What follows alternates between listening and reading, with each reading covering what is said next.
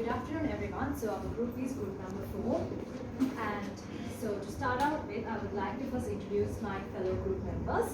I'm Valentina, she's Omega, and he's Priyanka, she's Ovindi, she's Hasini, and she's Diresh.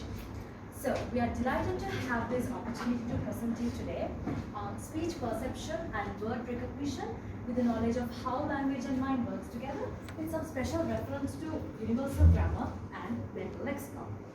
So throughout the presentation, we will delve into key concepts and explore the relevance and explore the relevance and examples and discuss the implications and applications regarding the topic.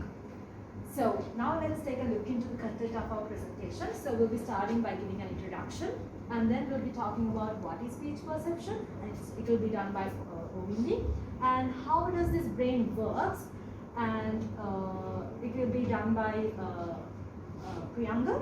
And in that topic, we'll be talking about the localization and localization part as well, and we'll be talking about what is mental lexicon, and that's done by Yuresha.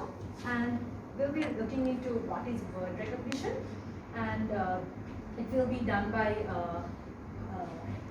Omega. And what is universal grammar will be done. I will be doing that, and we'll be concluding our presentation. So without further ado, we'll dive into the presentation and discover the importance and relevance. So thank you for your attention. It's over to you, Omega. Thank you, Valentina. So, the main question we have right now is, what is speech perception? Speech perception is basically recognizing and understanding spoken language. It is also a process by which the sound of languages are heard, interpreted, and understood.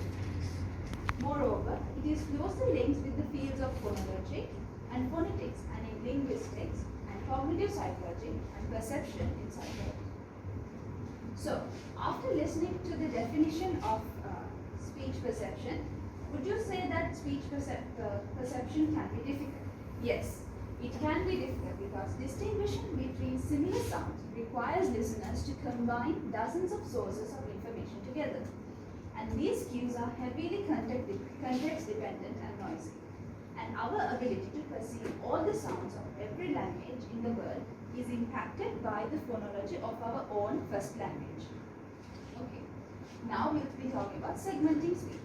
Segmenting speech is basically the process of identifying boundaries between words, syllables, or phonemes in spoken natural languages. So we'll be talking about it under two categories as acoustic invariance. Acoustic invariance is basically the universal set of phonetic features used in natural language, which can be characterized by invariant properties derived directly from acoustic signals. So moving on to the other slide. Segmentation. So process of dividing a language into meaningful units. In human language, words are composed of discrete segments of both meaningful morphemes and non-meaningful phonemes. So this basically means if you take a sentence like this is a board, like that, words are segmented. Okay. Now, if we talk about how speech is understood, speech is basically understood by a person by listening. Then he listens the word and then recognizes this word which they have listened to. Then they try to put it together. What they listened and what they understood, recognized, they put it together, and then make the link between the word and its meaning. So to talk more about it, Amita, over to you. Thank you, Olivia.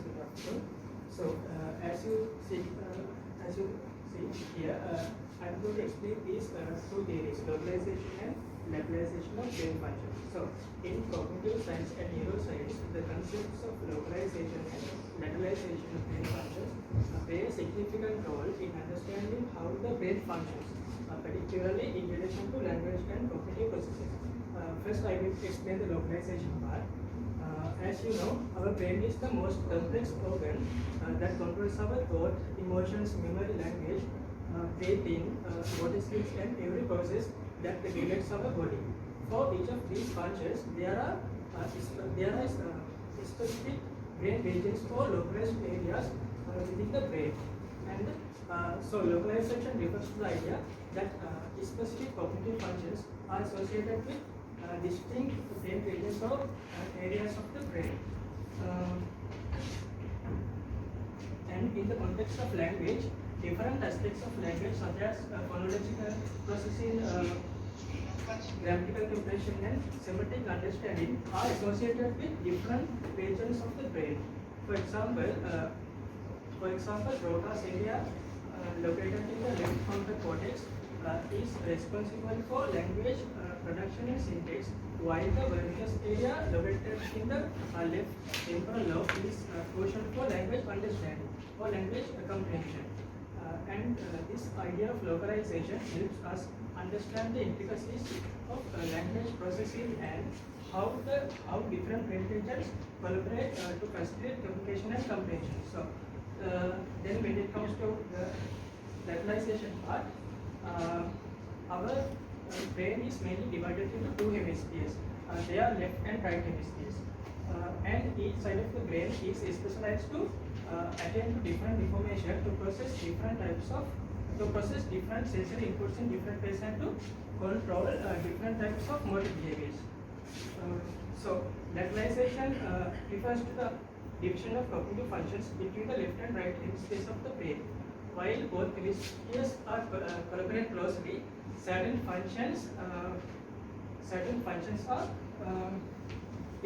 often more strongly associated with one hemisphere than the other. The most famous example for the localization is the specialization of language processing in the left hemisphere for right-handed individuals and many left-handed individuals.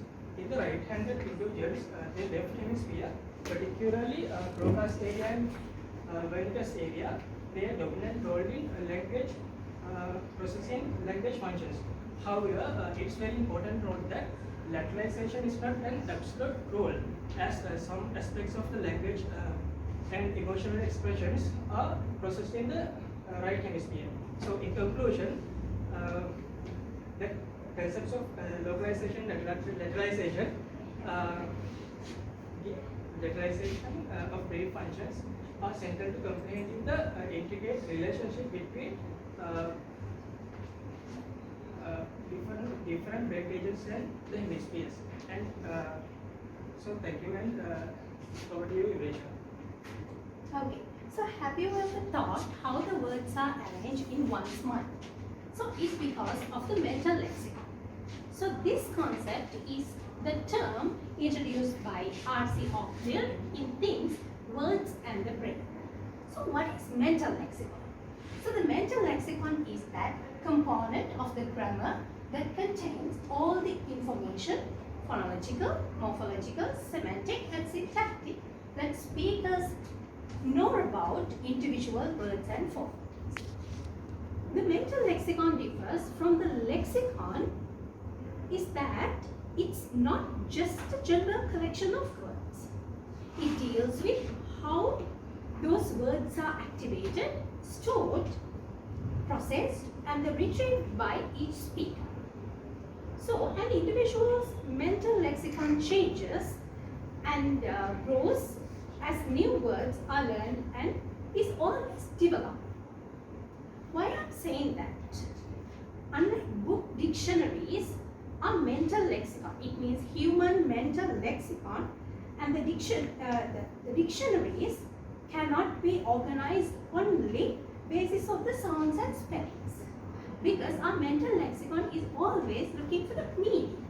It means meaning must be considered as well, because humans fairly often confuse words with similar sounds. There are a lot of and there are many psychologists models are introduced to show this arrangement. Here you all can see the hierarchical network model introduced by Alan Collins and Rose Collier in late 1960s. So this network model indicates that knots of information, it means categories, are connected to each other through strong and weak lines. Here you can see the strong lines and weak lines. That means all human knowledge are organized into a hierarchy arranged into two sets that we can show as superordinate and subordinate. Moving on, there is another model that you all can see here. It's the semantic feature model introduced by Smith 1974. That model shows the defining versus characteristic distinction is combined with a stage to processing mechanism in such a way that the first stage determines that the similarity between the test instance and target category with respect to both defining and characteristic features. As you can see, here is defining features and the characteristics features. So while the two stages considered only arrangement between defining these features. So there is a nice video that shows about the power of the words.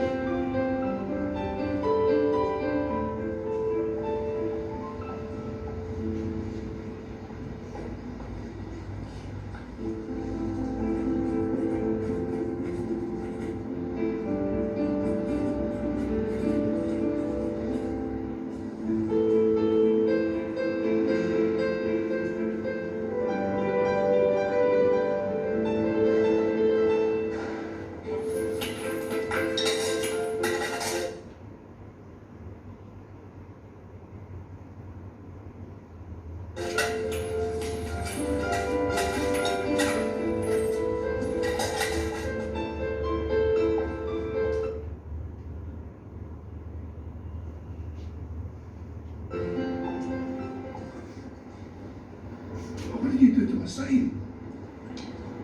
I wrote the same, but in different words.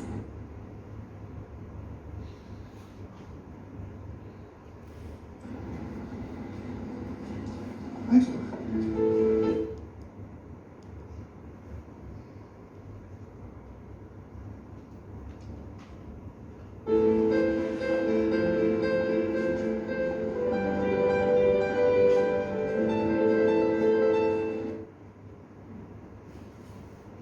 Last but not least, so it shows the power of words. Over to you, Hasina.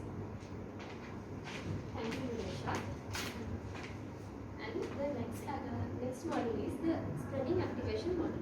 So the spreading activation model is a cognitive theory that explains how words and concepts are interconnected in our mind. So it suggests that when you think a particular word or a concept, it activates the related concepts and words in your mental lexicon as a network of interconnected nodes. So the strength of these connections varies based on the factors like frequency of usage and the semantic similarities. So this model helps to explain how our brain retrieves the words and informations. So as an example, if you are trying to recall a word like apple, the related concepts like the fruit, green, red are activated, making it easier for you to retrieve the target word. So this model shows how our brain connect words and ideas like a network of thoughts influencing each other. So the next model is the adaptive character of thought model. So the adaptive character of thought model is a theory that explains how our mental lexicon adapt and change over time based on our context, our experience and interactions. So it suggests that our understanding of words and concepts are shaped by context and usage. And it allows for more flexible and nuanced mental interaction representations. So, this model reflects how our thinking adjusts to various situations. As an example, when you encounter different types of word banks like financial bank, river bank or piggy bank, your mental toolbox is expand for include these different meaning of the word into your mental lexicon. So this adaptability helps your brain make sense of the different situations. So the next model is the Logogen model. So the Logogen model is a theory that expresses how we recognize and process words in our mental lexicon. So it suggests that each word is associated with a logogen which holds information about the word, sound, meaning and other linguistic details. So when we encounter a word, the corresponding logogen becomes activated, allowing us to access the word's information. So the model helps to explain how we quickly recognize the word and understand their meanings when reading or listening. So as an example, when you read the word cat, the logogen for the word cat turns on, then you can immediately understand it's a furry animal with 4 legs and whiskers. So this model explains how our brain store words with their meanings and their sounds. So thank you and over to you. Imagine the speed and precision with which we identify words as they flow around us. Marvelous, isn't it? What is word recognition? Word recognition is a process by which we identify words from a vast number of linguistic inputs. Just like a library which holds countless number of books, our mental lexicon stores words we've encountered throughout our lives, along with their meaning, pronunciation, and associations. At heart of word recognition lies lexical access. Lexical access is the process through which we retrieve words from our mental store, both visually and spoken. And it acts as the gateway between our thoughts and the language that we express. Within the mental lexicon, each word is represented by a lexical entry. However, there are few factors that affects word recognition. First one, frequency, familiarity, and agent acquisition. Frequency refers to words that are often used in language. They are also known as common words. There are 2 sets of words, common words and uncommon words. Common words have a higher frequency and less common words have lower frequency. So there's a tendency for us to know common words more easily. Next is familiarity. Familiarity refers to, here's an example. Take 2 kids, child A and child B. We ask both children to name the first word that comes to their mind when they think of the word, when they think of the letter A. The child A might say something like apple, and the child B might say something like aeroplane, which is a bit difficult than the word apple. Why is it? Because the student B might be much familiar with the word aeroplane than the word apple. Next is age of acquisition. Age of acquisition refers to words that were learned earlier at an age are recognized more easily. Word length. Word length refers to when the longer the word is, the harder for us to recognize. Next one is neighborhood effect. Neighborhood effects is when a word has similar sounds. Words that sound similar. Let's take the example as cat. The word cat has similar sounds like pat, bat, mat, rat, likewise. And it has a higher, therefore it has a higher end value. But when it comes to a word like acquisition, there's a very low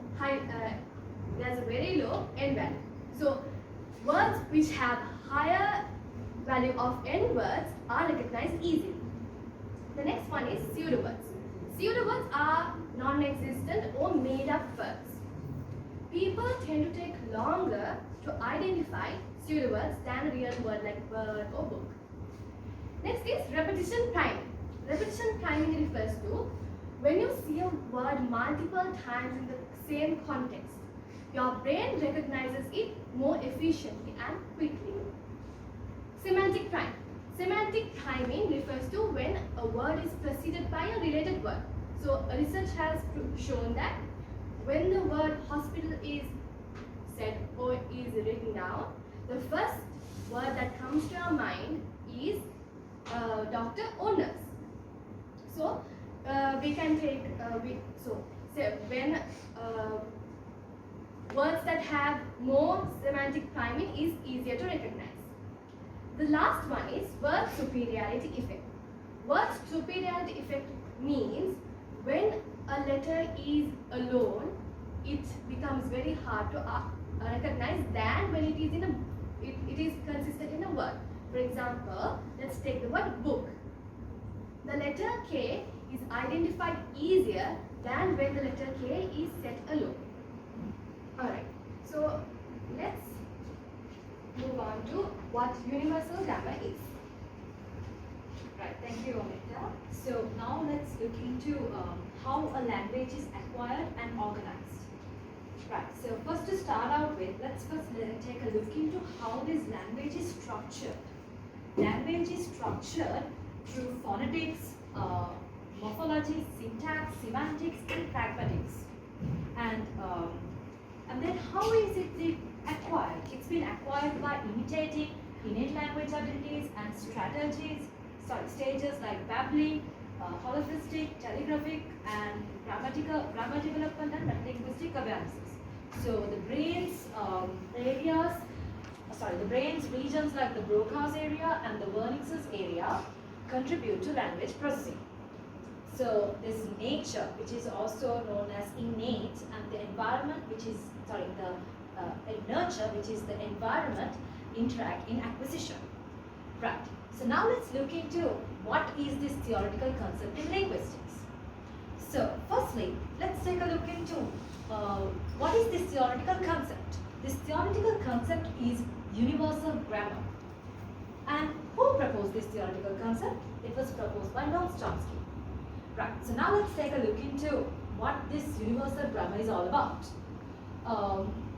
According to Chomsky, universal grammar is defined as a system of categories, mechanisms, and constraints shared by all human languages, and it is considered to be innate. So, what is this universal grammar then? Universal grammar theory proposes that all humans are born with an innate ability to develop, acquire, and understand language. And further, we can look at grammar as the laws that governs the language. So humans are born with an ability to understand these laws. Right.